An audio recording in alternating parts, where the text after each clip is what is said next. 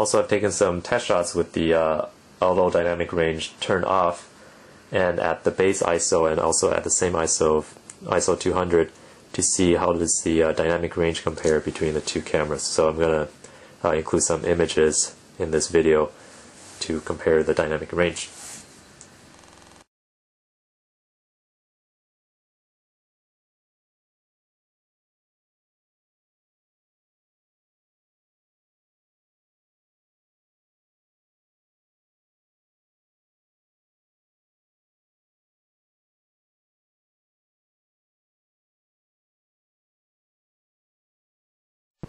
So another major difference between the D600 and D700 is the autofocus system. So the D700 uses the same one that's as the D3, but the D600 uses one that's adapted from the D7000. And one thing you notice right away is how much smaller the AF area of the box is in the viewfinder, and it's hard to show that through video, but you can find it online as well. The area is about 1 row thickness of AF points thinner than the D700. So if you do a lot of row thirds shots without recomposing, then that will be a problem for you. Also, I've tried shooting in near dark conditions with the D700 and the D600. The D700 always amazes me in how well it can focus in almost pitch dark conditions. And in this kind of informal test, the D700 focuses in about half a second and always locks on with a very shallow depth of field lens, so it performed very well.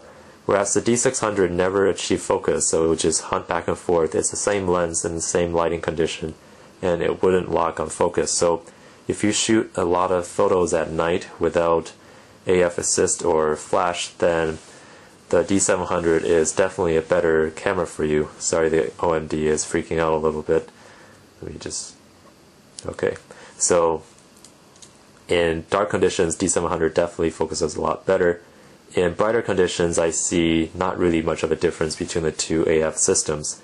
In the D600, I feel is a little bit slower, but it's really not noticeable. Maybe it's 10%, 20% slower. But if you want the best AF, definitely D700 is still the better one. And I believe D800 has an even better AF than D700, so this is where Nikon is really differentiating between the prosumer and the pro lines of the cameras. So now the AF system of D600 also has 39 points, whereas D700 has 51 points. This isn't really a big difference for me personally, so it's up, for the individual user. Right now, OMD is freaking out again. Sorry about that. So that's the difference in autofocus. In live view, we all know D700 is not the best in terms of live view. It's I think the images aren't updated very well, so you see a refresh lag. D600 you don't see that effect, but it focuses a little slower than most mirrorless cameras and most compact cameras even, so I wouldn't use it as a live view camera by any means. Of course, you do studio shots, then the shutter lag would not be a problem. Alright, so here on the left is the D600, on the right is the D700. So I'm going to take a picture with the D600 right now, and D700. D600. D700.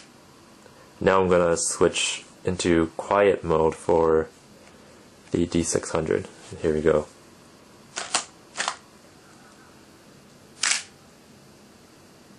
Quiet mode on D600,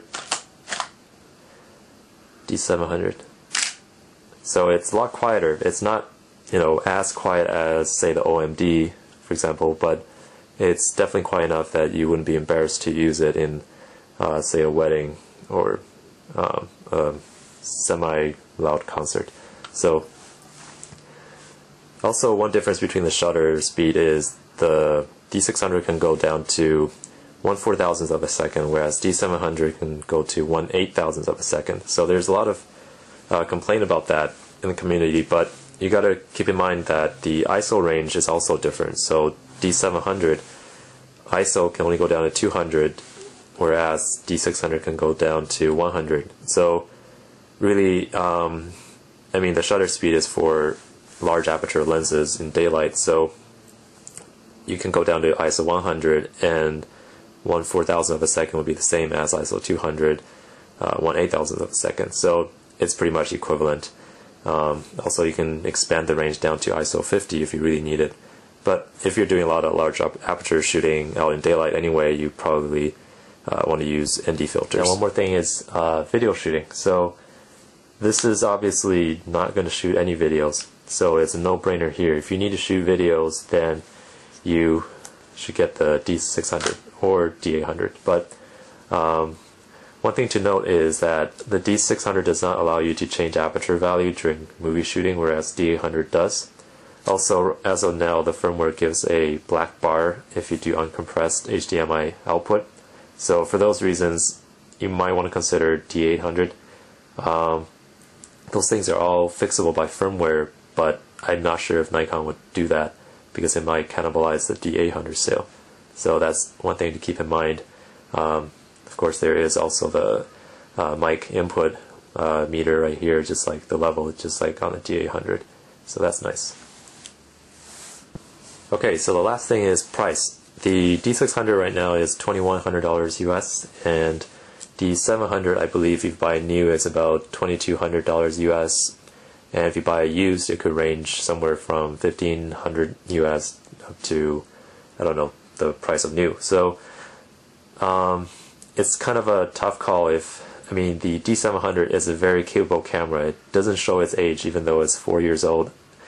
And the D600, it offers video shooting, better high ISO noise performance, but at the same time, it lacks some of the pro features of this, such as the better AF, the dedicated controls, these sync terminals. So it's kind of a tough call if you are not going to do a lot of night shooting where AF is a problem. Then probably D600 is for you. And you know, if you do video shooting, obviously D600. One more thing is, you know, the weight and the size. So the advantage of this is lighter, it's smaller. The disadvantage is the grip is worse. So it's kind of a trade-off here. It's not like this is a win-win in terms of smaller size. So if you have big hands, I would recommend the D700 or D800, but otherwise D600 is probably a better travel camera. It'll fit into smaller spaces. You'll feel less of it after a day of shooting. So it's really a tough call. If it's between D600 and D7000, yeah, I'll say D600, but between D700 and D600, it's really up to what you do. If you do a lot of, you know, the kind of pro level shooting and you need a tougher body, bigger grip and such, maybe D700 is for you. Otherwise, D600 is the camera. Alright, so thank you for watching. I hope this has been helpful, and if you like the video, please subscribe. There will be more videos coming on the D600. So yeah, thank you for watching. I'll see you next time.